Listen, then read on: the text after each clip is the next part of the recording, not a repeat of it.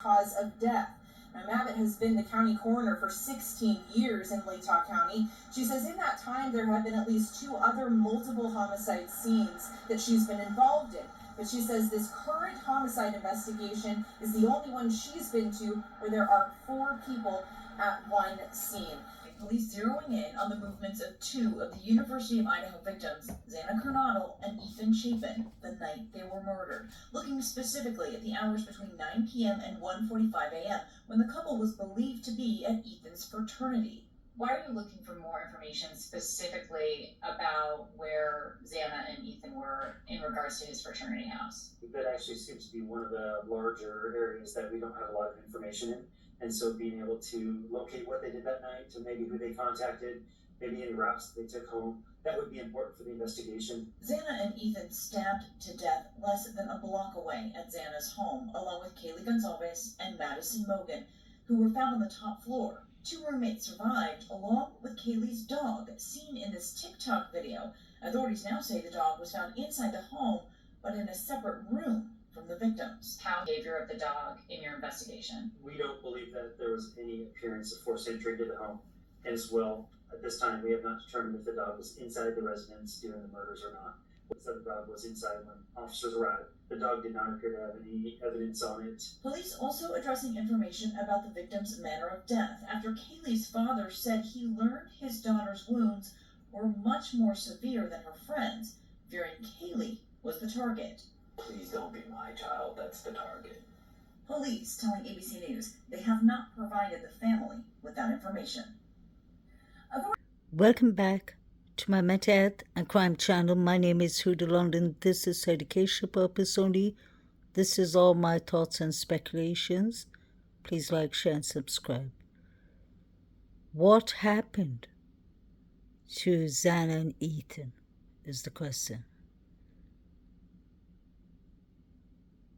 We know that Ethan was at the Betty ball with his sister Maisie and his triplet Hunter Chapin and Maisie's roommate. Where was Xana then? Was she at home? Was she at the Sigma Chi party? There had to be over 100 witnesses. If something happened to Ethan and Xana between 2 to 3 or 3 to 4, we know there was a call for some kind of disturbance at the Sigma Chi fraternity at 3:01. Could that be related to whatever happened to Ethan and Xana? It all ties up, it all lines up with the 4chan, unfortunately. Most of the truth lies in the beginning of this case. Some things are, of course, speculations and far-fetched thoughts, but there's a lot that makes sense. 4chan, although it's some anonymous person, just seems so on point with the 90 minutes theory from 2:53 up to 3:12 when the figures are running. Everything happening at Banfield, the grub truck, the memorial. They kind of told us in the 4chan. Xana and Ethan and Maddie were the 3 targets that David's had in the 4chan, allegedly. And Ethan and Kaylee were the targets of Jack Showalter at the same time, because Showalter was upset that Ethan got him thrown out of his fraternity for harassing women. And Showalter was allegedly upset at Kaylee for getting him thrown out of the corner club. It looks like he was all beaten up. when he was at the grub truck? Was he just standing outside and waiting for Katie and Maddie when he got thrown out? Allegedly? Do you all remember it leaked out from the grand jury 2 years ago that DM heard rummaging upstairs and she thought it was the Sigma Chi boys? Pay attention to the first page. You see the 2:15 that night. That's when they heard rummaging upstairs. The surviving roommates could hear 2 males. Pay attention. Rummaging upstairs above them. And they figured out it was either party people when they went to bed. When they discovered what happened in the morning, about 30 minutes before the 911 call, they called their friends at Sigma to come over, who called the police. It's right across the street. They mean the Sigma Chi.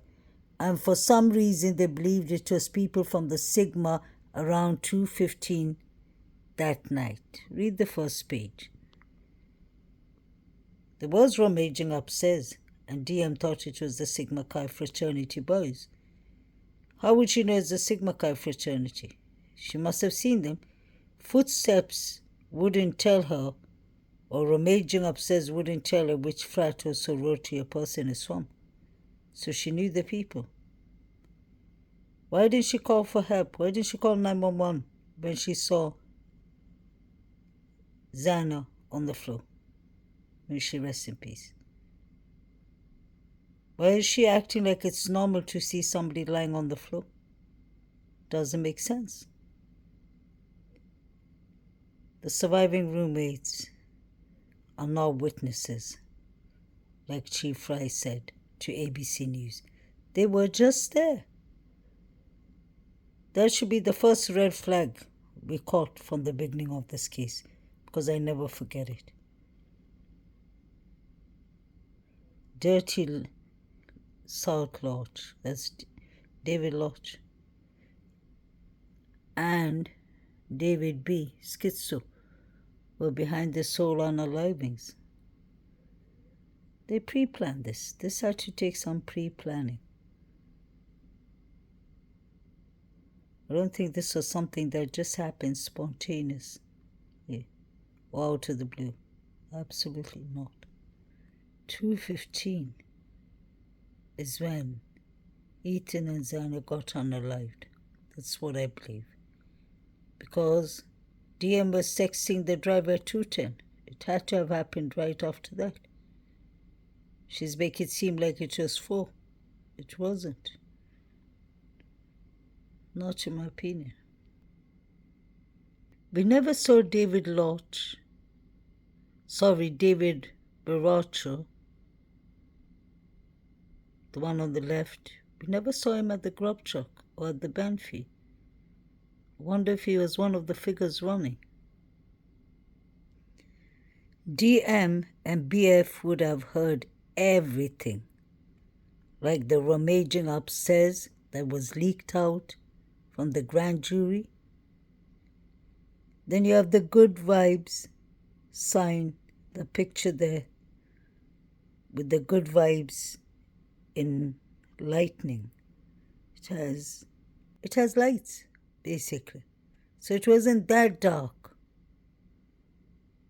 even if the other lights were off. And let's not forget, DM lives downstairs. If there was any rummaging or any fights going up in the living room, she would have heard it. Why doesn't DM and BF story sound genuine? Doesn't even make sense, in my opinion. Seems very staged. You can see the crime scene was in the living room. I've always mentioned that from the beginning of this case. This is all a lie. The forensics was taking pictures after pictures in the living room, the corridor towards Xana's room, and the steps leading down to Bethany Fung's steps.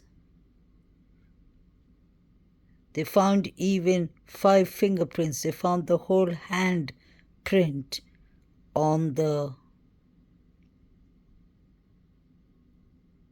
Good Vibes picture. Do you remember that in the beginning of this case?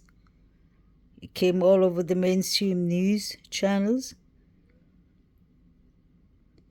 Plus the glove that was found outside the crime scene.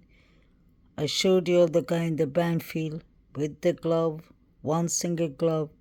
Sounds like the O.J. Simpson case, but it ain't. And we have Mark Furman once again in this case, the beginning of this case at least.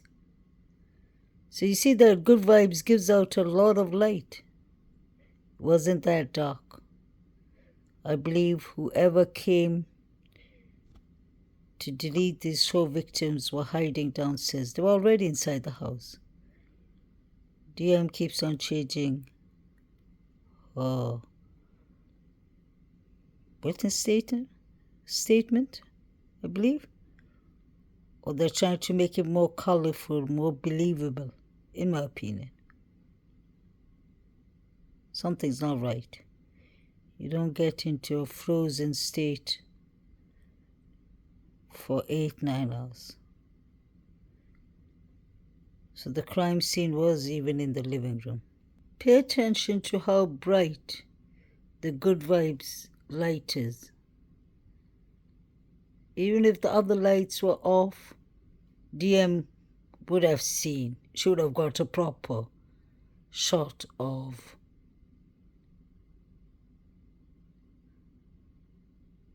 the unaliver, the suspect. She would have definitely. She would have seen both his bushy eyebrows, not even one. She would have seen exactly how tall he was. She would have seen more. The timelines don't make sense. Why would BK let surviving roommates live, especially when one has seen him already? Doesn't make sense.